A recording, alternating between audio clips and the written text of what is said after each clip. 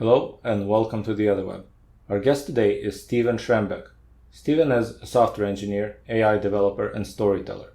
He talks about how to use technology instead of being used by it. Hey Steven, welcome to the show. Hey, Alex, it's good to be here. Thanks for having me.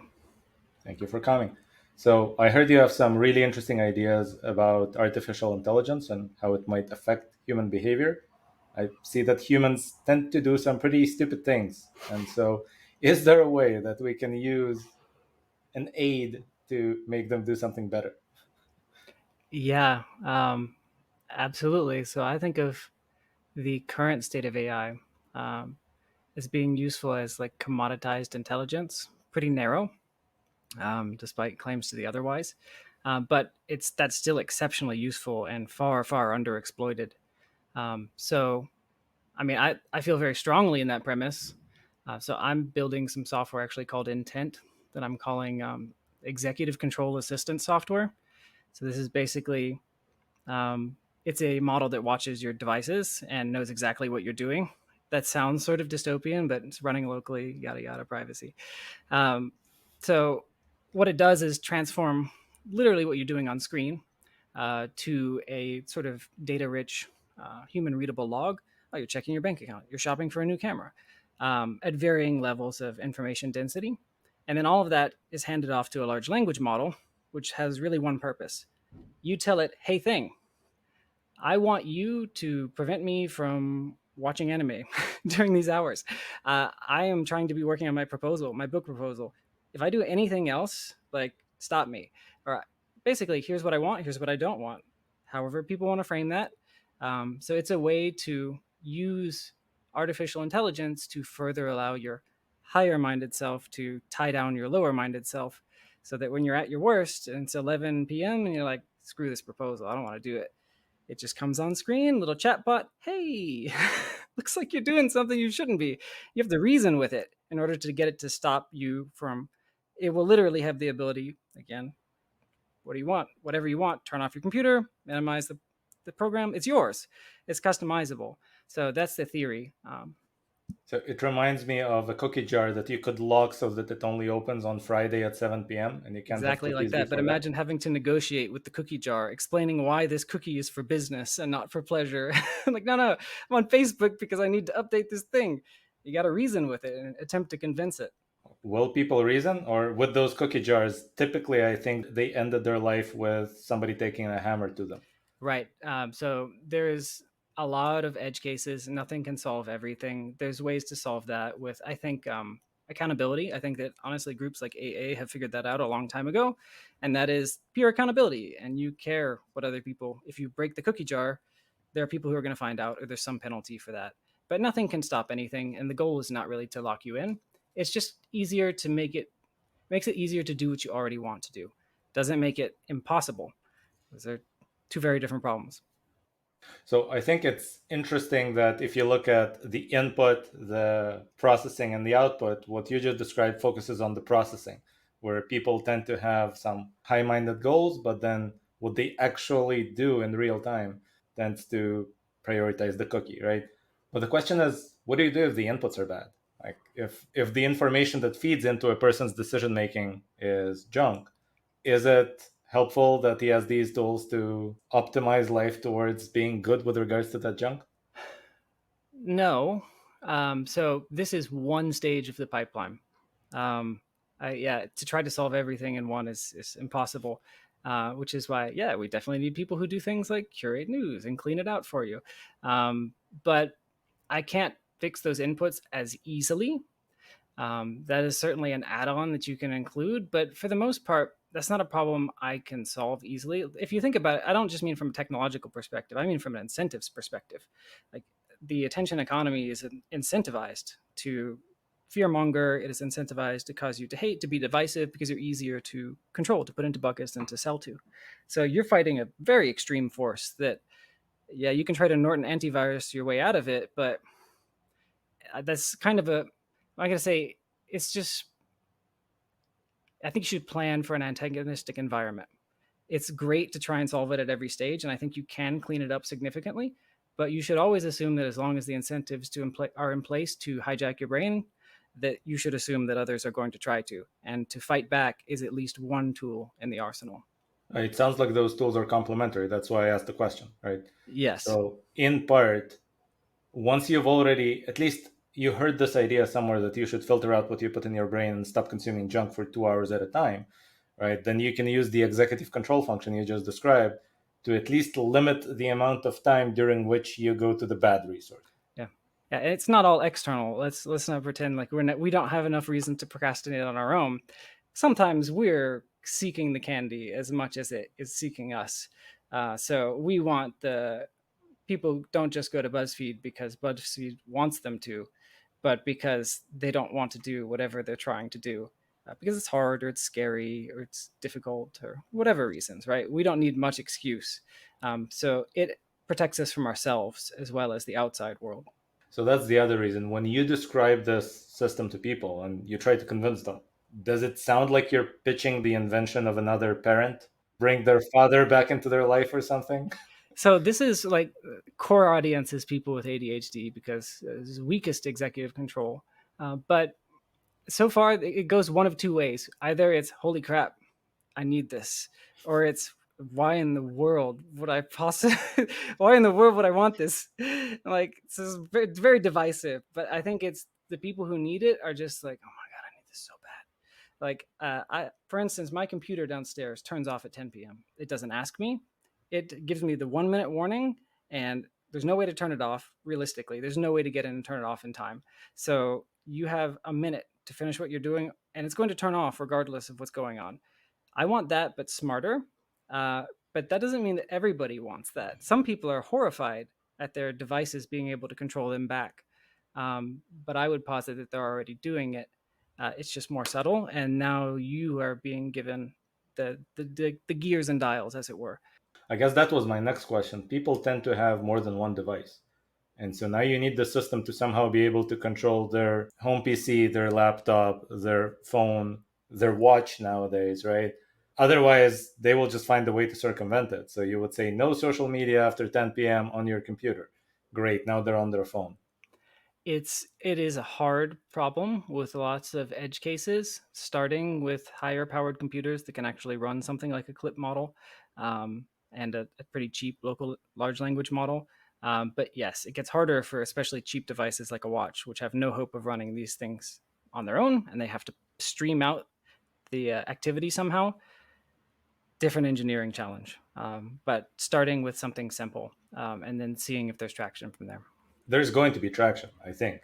So the idea sounds great to me because if I could design my own day and essentially tell this model that you're creating, I want to read about this much. I want to read the news for about this much during the day.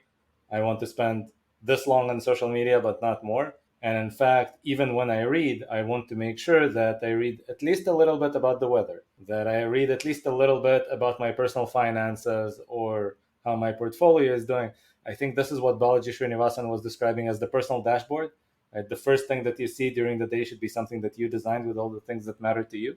I think that would be great. The question is it solvable across devices? We'll see. I'm not going to pretend confidence on that, right? It's an engineering problem that is actually relatively tricky, but if it's possible to stream high quality games onto cheap devices, that's a sort of analogous problem. So if you can, and those are really cool applications. They just basically stream your inputs and an actual video back to you. And then obviously they try to minimize latency between those, and they do remote processing on the actual games and send you back the video and audio feed. Something like that could solve this, but that is not a low tech thing. It's a pretty big hurdle. So I got to have a little bit of humility. I think it's solvable. The question is if there's enough willpower to make it solvable. So let me ask you an even crazier question then. Everything is solvable by tech eventually once the tech gets cheap enough, right?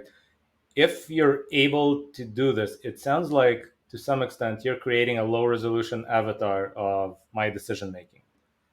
Can you then generalize it and let this avatar make decisions on my behalf with regards to a bunch of things other than my own behavior? If you already created a model of what I want from life, or at least what my higher self wants from life, can it vote for me? So you are definitely thinking like an engineer, a couple of steps ahead. That's cheating. Not allowed to do that. Yes. So obviously, when you've been watching the writes, you being the human writing the data, and it's reading it and interpreting it with enough rights data, not just from your user, but anyone who has opted in to allowing to sell that data in some way, whether anonymized or not. Eventually, you have a system that understands how to do operations. It has the label, here's how you buy a new camera, and it has that 1,000 times. And of course, different sites, different ways of doing it, different ways of finding it and figuring out what to buy. Now you have essentially a high level label for an activity and all of the different possible ways that humans buy cameras. Man, you could just train another little model, or a very generalized one, on this entire task of buying a camera. Now you can just type in buy me a new camera and it'll go boop, boop, boop, boop. Just take into account whoever you are, all the inputs, pick the most reasonable path. Now, whether that just literally replicates the visuals it saw on screen, and there's a lot of ways to replicate the rights. That is your mouse and keyboard, or talking, or whatever you're doing. But yes, it can pretend to be a human, whether that's you or not, and do the thing that it has learned because it's learning tasks. That's why this data is incredibly valuable long term. Now, you can train your own model for just yourself and not share your data, and that's cool too. And theoretically, it has learned how to do what you want it to. If you do your taxes, well, that's a bad. If you do bookkeeping, we'll say you have 5,000 records of bookkeeping activities, and they're as long as they're labeled well enough, eventually you have a pretty good approximation of all of your bookkeeping work. And you could use that data yourself, or we could train some downstream models to sort of on that task to just say, hey, do my bookkeeping today. You've seen me do it so many times, like surely you could do it. And even if my company or somebody else doesn't solve that problem directly, you have all the data to hand off to some other service or to build it yourself. Uh, so that's the theory. I would like it to be open. Yeah, it seems like that would be an unusual application for it. I'm thinking more in terms of a lot of executives have executive assistants whose job is essentially to automate the things that don't require the executive's unique talents, right? So maybe bookkeeping is something where only the bookkeeper can do it, but remembering to buy your wife flowers when it's her birthday is something that everyone with common sense knows you should do. Therefore, it doesn't require your talents as a bookkeeper. Sure. Yeah. So I think my preference is to solve a couple narrow problems and collect a lot of good data, and then empower people either to sell that responsibly to other people who want to build cool stuff, and just open it up as a platform to do whatever you want from there. But first, you have to get traction with a product that actually allows you to collect this kind of data while being very useful in the near term. So that's what I'm looking at now. And if that turns into something much cooler down the road, where you can do this sort of very high level task automation and more personal dashboard stuff, that would be cool. But pie in the sky. That was my next question. You talked about making it an open platform, but I'm thinking what happens with business incentives now being mixed into it? The moment you turn it into any kind of business entity, now the entity, whether that's you or somebody else, has an incentive to A, collect as much data as possible, even if the user doesn't want it, and B, drive the user towards more purchasing decisions, even if the user doesn't want to make them. Like, this is the problem, I think, with all the Alexas of the world, right? Where ultimately it's there to make you buy more stuff off of Amazon, even if you think that it's there to turn the music on when you ask it to. So, how do you avoid that, or how can you structure this to begin with so that it's more likely to go the benign route? Well, at a high level, we should probably restructure our entire economy and society to incorporate something equal to profit motives. So we'll call it, yeah, capitalism plus, something like that. So I should mention I run a public benefit corporation. So That is a way to do it at a lower level. right. But yeah, I think you do something like that where you incorporate some other high level nonprofit motive. But honestly, I'm a big fact believer in selflessness, meaning that you should always have every actor in an economic system do the right thing selfishly, and if it does anything else, they're going to try and get around it. So this is stuff like Fiverr or DoorDash or whatever, like people trying to escape the system because they don't want to pay transaction fees. Like that's them escaping to be selfish. Ideally, you would have everybody, the most selfish thing they can do is continue to use the product in a good way. You get to define what good is, right?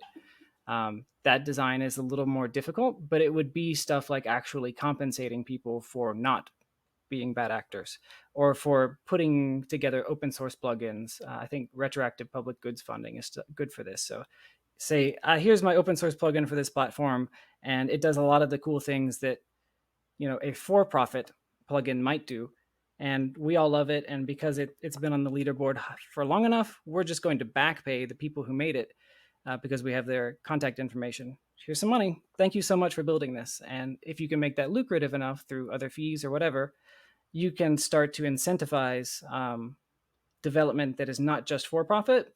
I think people will do the right thing if you give them enough incentive to do that, and financial incentive is a great way to do it. So those are some ways you could solve it, but there's a lot of ways to come at it. Ultimately, I think it still boils down to you want to financially incentivize all the behavior, good behavior you want to see. Otherwise, you will eventually see a race to the bottom like you just described with an attention economy. That makes sense. Let's get this back to executive control because I think that's an interesting topic to explore in itself. What tends to drive people's decision making? So, besides this particular tool and what you can fix, what other aspects of it are potentially addressable? Because, like I said, people do a lot of stupid shit, pardon my French.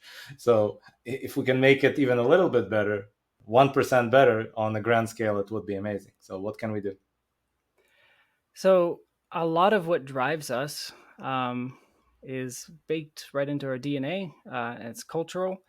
So it's stuff like seeking social status. I mean, I think, I like the sociological perspective. There's only two games: prestige games and power games. Power games meaning I am dominant, more powerful in some way.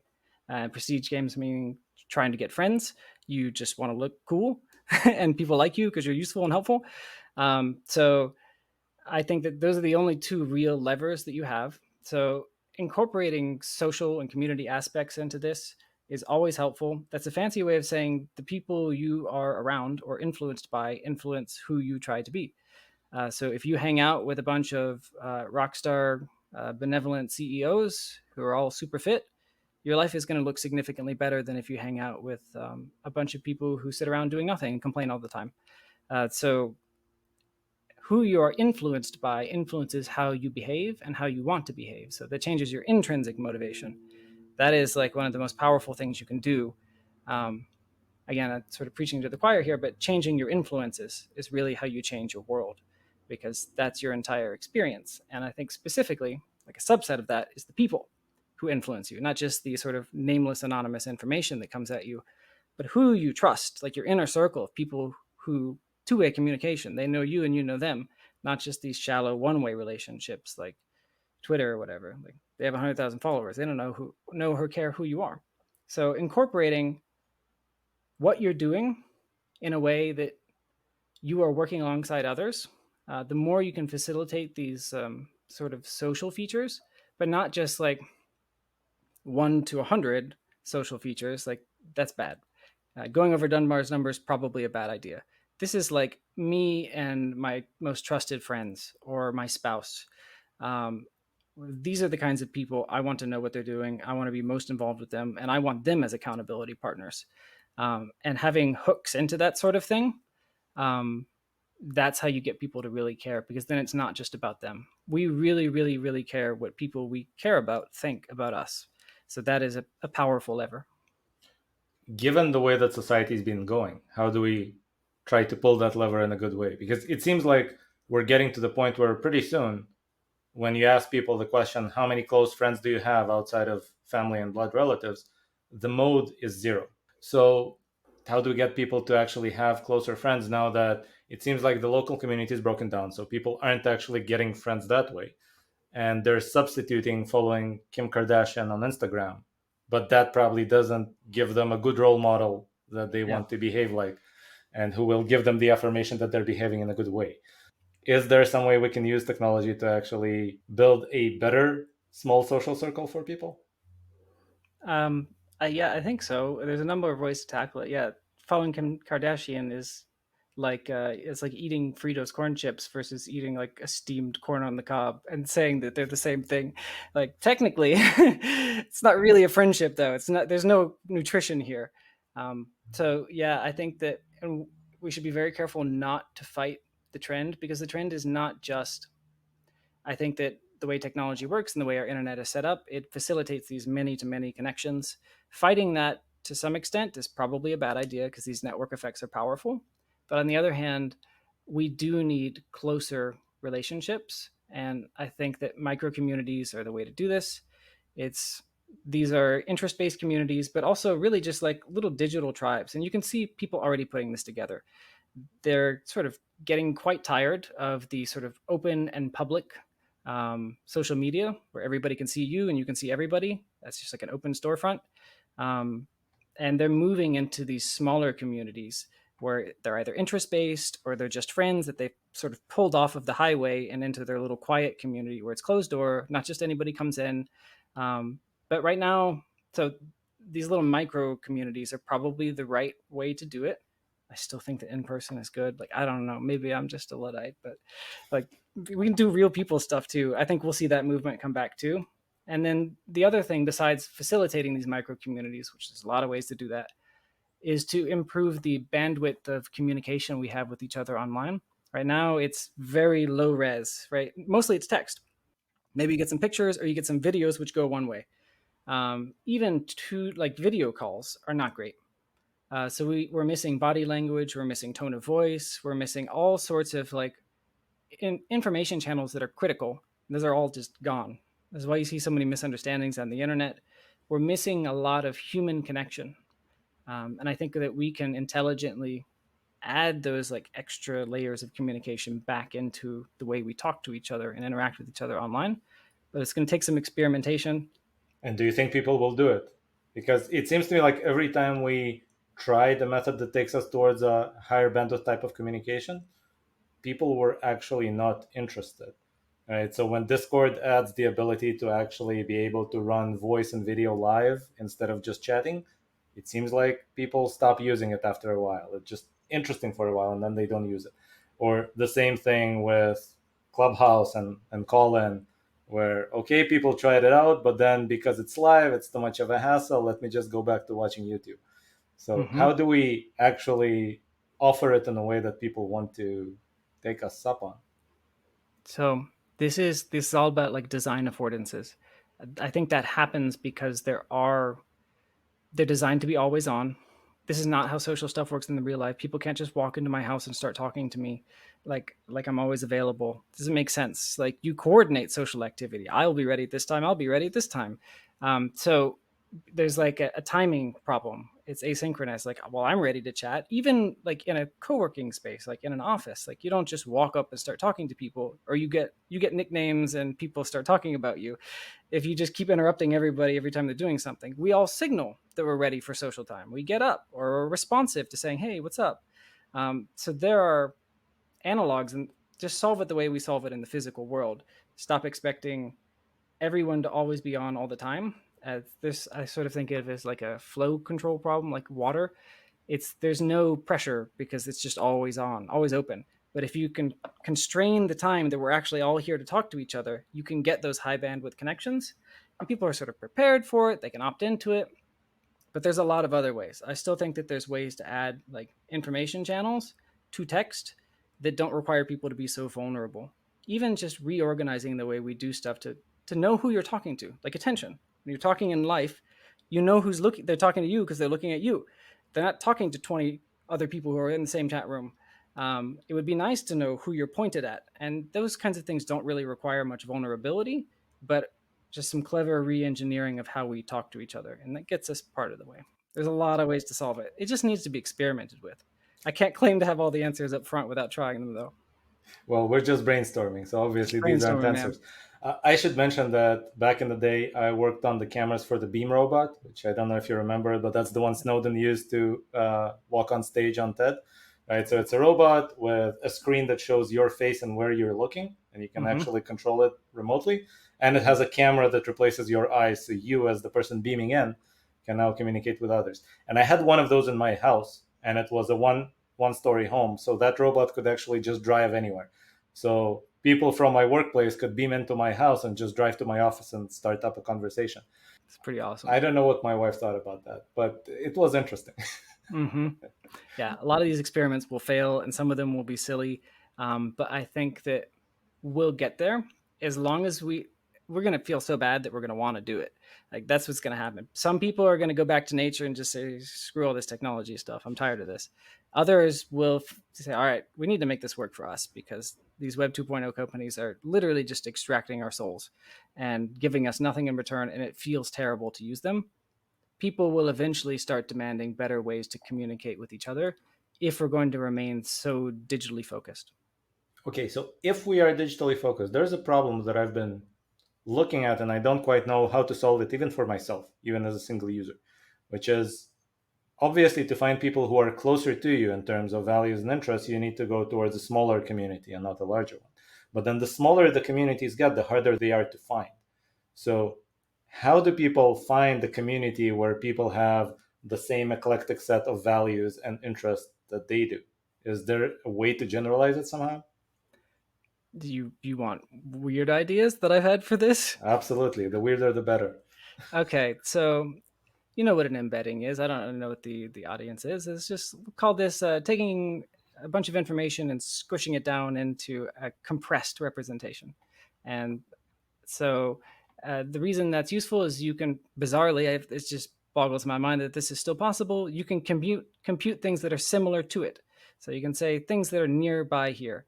So you can express your preferences on an open protocol, compress it down into an embedding, and basically put it out as like an open order, like on Craigslist. Think about it like an order book.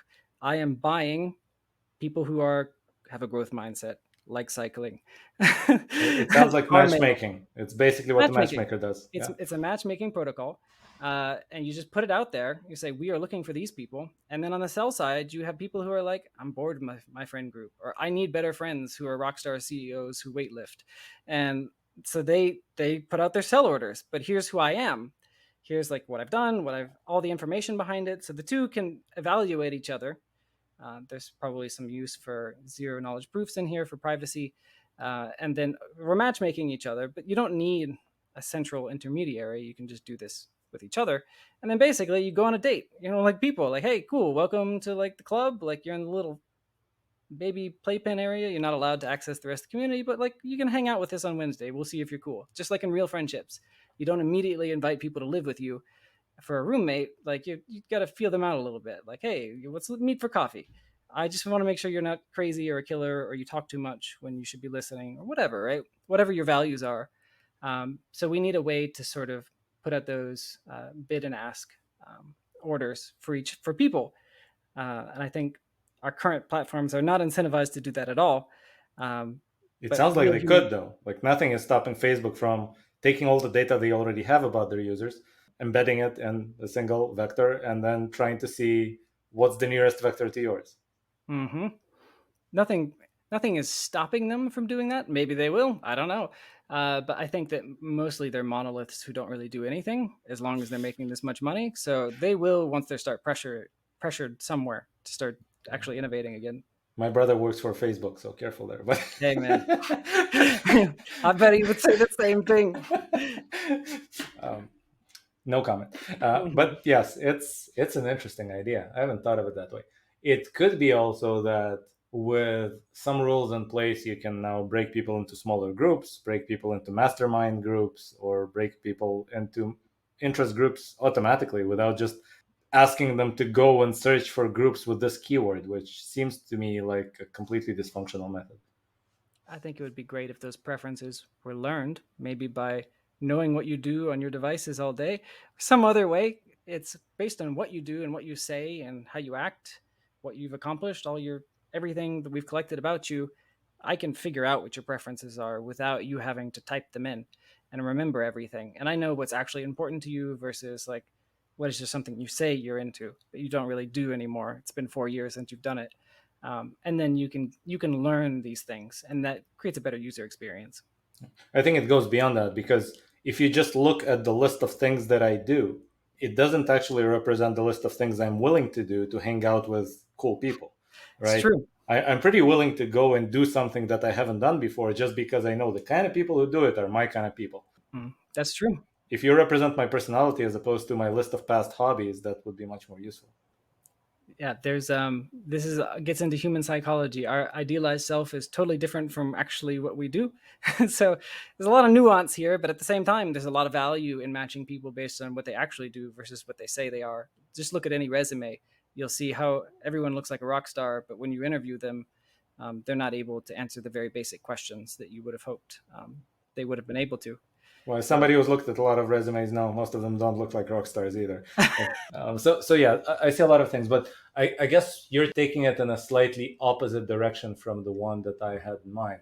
I'm thinking that activities are actually kind of malleable, right? People's identity stands above their choice of activity. And so the fact that I've done boxing in the past, but I haven't done jujitsu doesn't actually say that I have a strong preference towards one or the other. I have a preference towards whichever one happens to have people that are more interesting to hang out with, right? And maybe in one city that tends to be boxing, and another it tends to be jujitsu. It doesn't matter to me. Maybe some people have a strong preference, but at least with me, I think most activities I have no strong preference with. I'm willing to try a different one after 6 months. It's the people that I'm after when I'm doing this. well, you know how algorithms work. Like I think that over time you would be using some unsupervised algorithm anyway, and it would learn which features are similar and which ones matter and which ones don't. It may end up deciding that what matters is that it's a team sport or an individual sport. What matters is that it's relaxing or exciting, or that it gives you opportunity to talk to the other person casually, or whether it's very structured. It may learn those features instead. So I think it, but ultimately, I would just want to see a bunch of experimentation and lots of ways to organize how we interact and talk to each other. And I have no strong opinions on which one will be right, only that we try lots of interesting ones. It sounds like another thing that is probably lacking in the infrastructure right now is feedback. And because even Meetup, I'm sure they have a lot of data on what meetups I RSVP'd, right? But they have no idea if I showed up or not. And so as Mm-hmm. long as they don't know that, they have no data to feed into this unsupervised model to figure out which meetups I might also like. It's true. The real world data, like you can capture that with AR glasses or just slap mics on people. I happen to believe that it's good to have the equivalent of cash money, right? It's nice to have something that is not recorded and is privacy preserving, and a place where the computers don't go. But that's my personal preference, and I'm sure there will be people who run around with AR glasses on all the time, recording lots of data for Facebook and the like to get information about real world events. They can better mine that and sell them ads. But I personally, think that yeah, trend didn't last long, right? With Google Glass, I think that lasted about a year, and then you let's stopped seeing see. them everywhere. There's money there, though, isn't there? So it'll eventually get uncovered. There is money there. So I was in cameras at the time. We were being approached by many companies that wanted to do the equivalent of Google Glass. And my objection to all of them was, if I don't want to wear glasses, how can you convince me to do it by adding tech to them? Right? To Mhm. me, it's just I'm not the kind of person who would put something on my face. It seems like that's two-thirds of the population. So that's why I didn't believe in glasses as kind of the place where you put a camera. It had to be something else. Yeah, Maybe it has to maybe be like your lapel, a like police necklace or officers something. do. Yeah, who knows? This is not my area of expertise. All right, let's go back to your area of expertise. I know you have a bunch of wild ideas. Pick one at random. Let's run with that. I pick one at random. Yeah, yeah. Hold on. Let me pull them up. If you're sure. So yeah, let's go with something that's more information related. You mentioned voting earlier. I think that I would love to see. I'm a big fan of like decentralized and automated protocols. I think that they're a fascinating way to have sort of ground up organization and to really start replacing a lot of the roles that we think that only centralized entities can do. Which is you can do. Let's just take voting for example, right? So that's very high level. Let's just say you put voting on like a blockchain or something. Very simple, pretty easy use case. Well, this affords a lot of things you couldn't do before. Um, and you can do things like, well, why do we vote in the US anyway? Why do we vote every 4 years? Because it's difficult to move people around and move paper around. And like, it's just disruptive. Like the cycles are arbitrary. The fact that the number of representatives we have are mostly arbitrary. Decisions made based on past physical real world constraints that don't even matter anymore. So, okay, cool. You've put voting digital. You can vote from your website now. Great. All right. Who cares? Well, what it means is that theoretically, you could switch your vote at any time. Like, there's no reason why you can't. It's literally is going in and changing your profile on a social media platform. It's as easy as clicking a button. It sure would be cool if you could just delegate your vote at any time. This also affords a bunch of other weird things, like, well, there's also no reason why you can't do a fractional vote. That's completely infeasible on a paper ballot where you have to look through each possible candidate. It would be awesome if I had not one candidate who has to know everything about foreign affairs, defense, like manufacturing, every social stuff, literally every possible thing that a country could care about. Somehow, this one representative has to be an expert on, which obviously they're not. They just have a bunch of aides to do that stuff. So it would be nice if I could have 20 different candidates, one which is a specialist in each domain.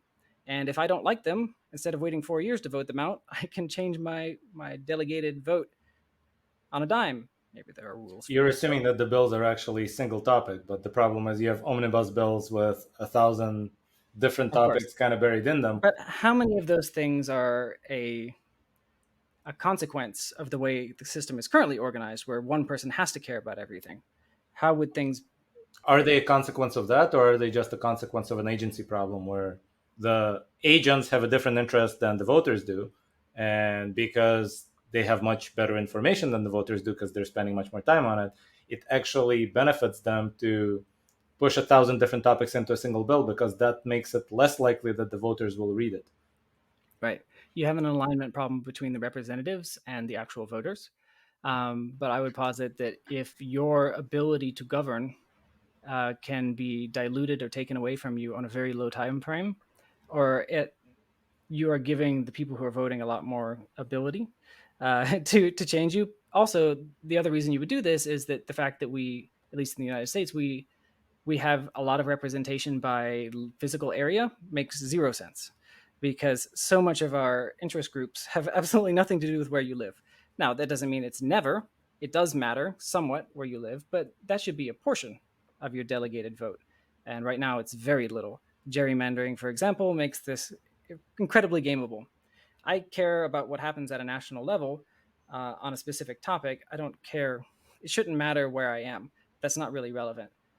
So this sort of divorces the physical world from the actual people you're picking, so that also creates more and more alignment. So the goal is definitely voter alignment, but it allows you to do really crazy things like fractional and delegated voting, or like, I don't want to have to pick all this stuff. In fact, I'm going to pick who's going to pick because I don't even want to pick. I don't know anything about like corporate finance law Can or I any of challenge this. you and propose the opposite? Right. Sure. And this is not my idea. I heard it in a TED talk, and Yeah. unfortunately, I don't remember who said it. But why don't we eliminate the representatives then?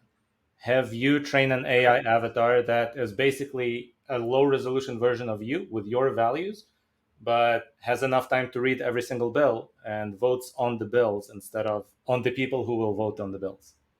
Yes, that is actually where I'd go, but not straight to AI. Although you could incorporate that.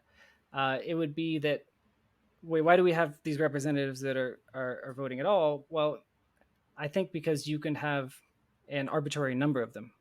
You can literally anybody can run for representative. Like, you can have 100,000 of them. You can have a million of them. And in fact, that is basically just a direct democracy, except they're all choosing. Anybody could vote themselves directly. You are allowed to vote on any bill as your own representative, just like you can represent yourself in court. You can be 1-to-1 if you want, but most people aren't going to do that. They're going to pick whoever they think is knowledgeable, whoever they trust to cast their vote for But them. the reason they do it is that they have limited time. So Of course, they you can't. can't actually read every single bill that goes through Right. Congress if you have another full time job. That's right. So you're going to pick people who will hold your vote. But if you ever decide that you don't like how they're behaving with it for whatever reason, or you don't like the outcome, even if you don't understand what they did, you can change it to somebody else or to yourself. Or if you would like, you can use an AI to help you make a choice. Or if for whatever reason we go this way, you can have the AIs make the choice directly for you. But there is no reason we cannot do a system like this. Now, I think you experiment with it and you don't roll out with the crazy version right away. But these are the kinds of things that I think we will start saying, like, well, now that it's digital, why do we have like 500 people? It doesn't make sense. Like, this is too few people for so many. Like, we should have way more diverse viewpoints. And why am I married to you for 4 years? You can do whatever you want. You don't care. And you have all these special interest attachments. If you are sucking at your job, I want to be able to fire you and switch to somebody else. In theory, you could, right? But even realistically, you don't have them for 2 years or 4 years at a time. You have them for about 50, right? Because the re-election rates for incumbents are 97% or something like that, while their approval is 10%. So Right. it's not like you actually get to kick them out at the end of the term. Usually you don't. They get to pick their own constituents anyway. So I know that this sort of thinking is like, okay, this is silly. It's never going to happen. The gap between here and there is too wide. But I would actually say that there are periods in history where an enormous amount of upheaval happens very quickly. And you really want to be ready with some good ideas for when people are like, well, now what? Hey, I've got a couple ideas. We should do this. Like, that's the time to push them. Is like, hey, I know you guys are all real upset. Why don't we make this change? And then there's a lot of desire to make a big change, right? Because, whatever corporate or political elites are like, okay, listen, I get you're unhappy. What do you want? It's great to have your demands already tested and thought out, or at least have some great ideas to push and start experimenting with. You don't want to be scrambling to come up with great ideas at the drop of a hat, because that doesn't really happen. These things need to be experimented with on small scales, and just to see if they even work and what the edge cases are. So we should get started before we need them. Yeah, and it immediately, I think, in my mind, connects to your first idea of executive control for people as well. Because if you look at how people make their voting decisions right now, for the most part, their votes are bought by whichever candidate has the better get out the vote campaign or the better ad campaign, etc. People aren't actually sitting there analyzing every candidate by their track record and by their issues. It's emotion driven, it's kind of ad hoc. And so the question is, would it make sense for people's voting decisions to actually be delegated to a higher self of that person as well? I like that. I don't know how you get people to agree to that system. They get to pick the higher self. It's maybe open source and they get to tweak the parameters.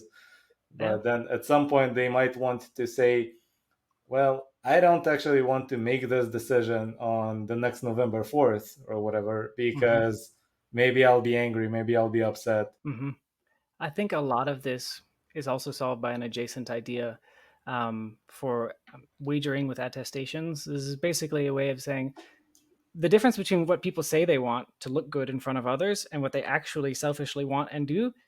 There's a big gap there, and there's a lot of evil air quotes in between there. This is how you get like sort of greenwashing, like corporations who are like, yeah, we're doing great, because they know it looks good to say that.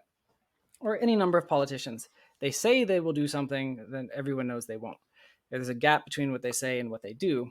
But with clever ways of holding people to what they've said, and penalizing them by having them opt into saying things like, I believe in these high minded ideals, but they don't act them out in the real world. There's actual money on the line, or measurable social status scores. These are all just ways of getting people to opt into systems that hurt them if they don't act towards the higher ideals they claim, but don't actually act out, or penalizing them by some measurable social score, again, by watching their activities to see how they diverge from what they said they would do. So we do a lot of this stuff already. This is what like gossip and shame and stuff are for. They're the same thing, but now we need to port that stuff onto the internet. We can't be all anonymous all the time, lobbing insults at each other, with no penalty. I think the lack of a punch in the face in the internet is actually really bad, because that's what keeps people from your kids at soccer game from saying really vile things. Sometimes is they know that ultimately if you cross a line, like you're going to get knocked down. Like, this is how it is. You can't say something really cruel about somebody's child in front of them. There's going to be repercussions, but you sure can on the internet, and they sure do. So the lack of the punch in the face is actually something that we're kind of missing, and we need these sort of like ways to socially attack each other in a civil way to guard our behavior, because when you're invulnerable and anonymous on the internet, you can say and do some really weird stuff that others don't approve of, um, and when you do it in public without their consent, it's not great. So we need some more clever mechanisms for interacting online to allow that sort of stuff. So the funny thing is, your soccer example happened to me in real life. Whoa. I played soccer in Israel, and so basically everybody is Jewish on both teams, except one kid who turned out to be an anti-Semite. Hmm. And he said something after being fouled, and then 21 other kids were basically racing who's going to knock him out first. Whoa. See? So yeah, the goalkeeper from the other team beat us to it because he was closer to him. But yes, so that really happened, and yes, I'm sure that he was not saying anti-Semitic things during games after that. Yeah, exactly. Like, and it doesn't have to always go to that level, right? Because really, that's how like the threat of force, or really just social shame in general, is like it always starts with a hint. Like, there's always like, "Hey, you should stop that." Like, we don't appreciate that. It doesn't necessarily have to escalate to physical violence right away, but it's there's an ultimate check on how we behave around each other. There's an understanding that we can all hurt each other. Let's not. And so let's figure out a way to do it. And rather than because you can't hurt me, I want to do whatever I want. Let's say whatever I want and do whatever I want. And that is not great either. And I think we'll look back from the future and think, well, that was insane. Like, why in the world would we want that? But we have to opt into those new systems. So, as our last topic, I actually want to try to latch to something you just said and see if we can explore the converse of that. So, you talked about people not living up to their higher ideals, but we also see examples of the opposite where people are falsifying their preferences in public towards things that actually don't make sense, right? So, I was born in the Soviet Union. There were a lot of people that paid lip service towards the road to communism and our bright future, but in reality, nobody believed that crap. I see things like that happening in the US right now.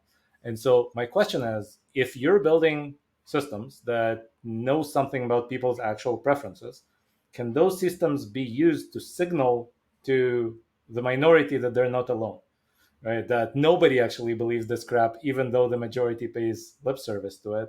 And so you can stand up and actually speak up because others will support you. You're not alone.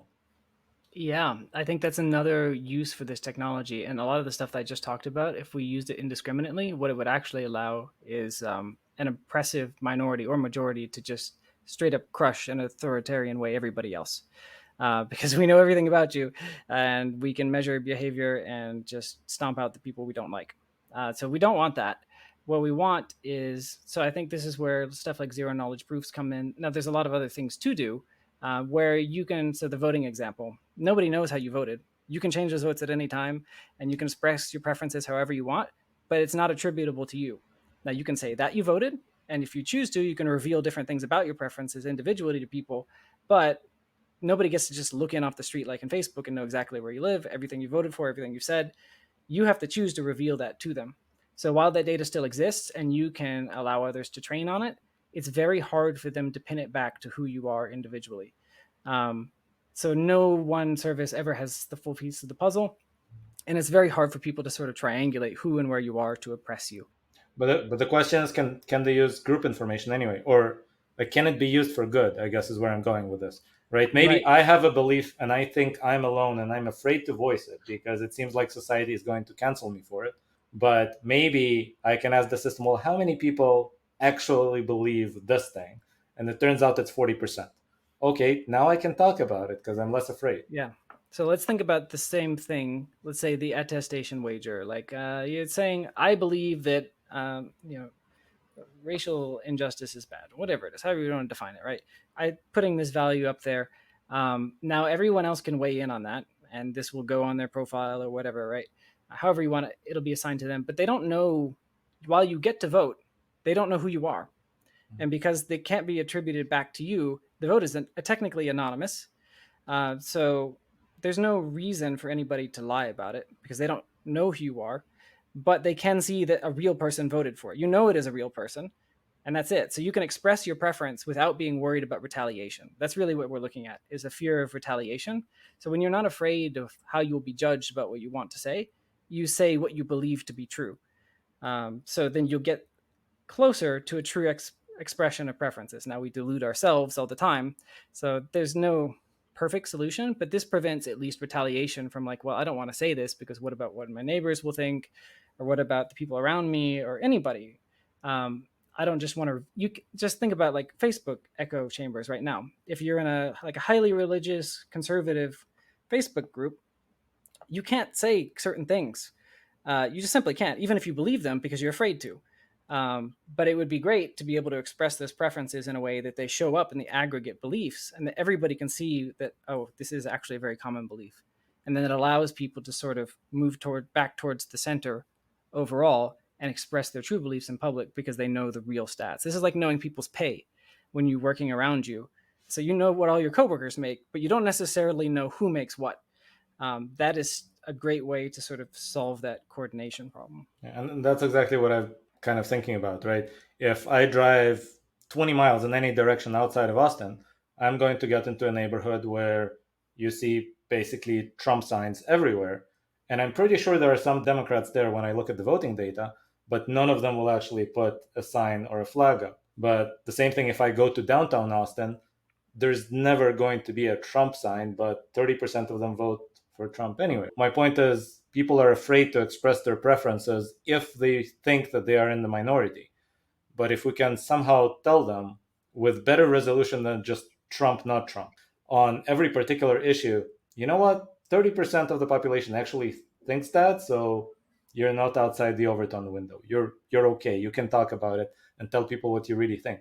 We will get a lot more honesty in the conversations we have, right? Mm-hmm. Yep, this is a good way. You just want to fracture the sort of false dichotomies that we keep forming for ourselves. There's a lot of ways to express many axes of preferences because that's how real humans work. We can't be compressed down into a single line on the left or right. It's ridiculous, utterly ridiculous. And we would like to be able to express those in a safe way. There's a lot of tinkering that needs to be done on that. This is just those are the ways to change how we express ourselves and interact and communicate. To better serve how we really are rather than how our systems have incentivized us to be. Right now, we don't really think about our systems like that as affecting us. And for the most part, it's not like some malevolent hand or actual people pulling the strings. It's just the way these systems work is they afford certain behaviors and they make some others harder. And then over time, you converge on the same thing that looks like somebody has created these bad outcomes. It's just that we've been kind of thoughtless about how we put them together. And many of them we can change without even fighting profit motive. I don't even think that we put them together. They evolved to be what they are. Maybe we had a hand in creating the selective pressure, but we didn't do much more than that. Let's give ourselves a break. This is all pretty new. So, and I think we're just now going, oh, wait a minute, hold on. This isn't working. So this conversations like this is about, hey, maybe we can put something better together if we sit down with a little bit of forethought about how to design this and start pushing for those ideas. Without holding on too much, I believe that open protocols are really the way to go because now you're not in competition with one another. Would it be nice to be able to profit off your ideas and build them? Yeah, that's awesome. Rewards are great. They incentivize you to do stuff. But the ideas themselves, when we push ideas, we care less about who implements them, just that we get the good outcomes. So that's what I think. So, on that hopeful note, that a bunch of people will actually build out these experiments and the best ones will win, I want to thank you so much for joining me today. I hope to have this conversation again sometime. I'm sure our ideas will evolve over time. Yeah, let's do something with them. That's what's important. This has been another episode of the Otherweb. Join us next time for more discussion about news, media, and the information ecosystem as a whole.